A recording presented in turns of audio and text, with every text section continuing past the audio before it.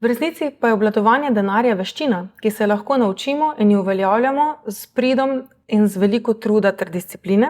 Torej, finančna zmožnost je ta najširši vidik finančne pismenosti in je na nek način kombinacija finančne pismenosti in pa finančnega ravnanja. Dober potrošnik je tisti, ki se informira, ki poišče informacije iz različnih virov, jih kombinira in si ustvari neko svojo sliko, ima odnos do stvari in se potem na podlagi tega odloča, ne.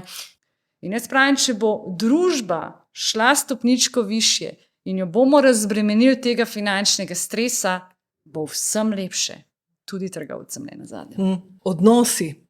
Ne samo odnos do denarja, do trošenja, ampak tudi medosebni odnosi, tudi na to denar še kako vpliva. To vemo iz časov finančne krize, hude, a ne. Vsebinsko področje ima teme, ki se dodatno razdelijo na podteme. Ene so o ozaveščenosti, znanju in razumevanju, druge spretnost in vedenje, tretje pa zaupanje, motiviranost in pa odnos.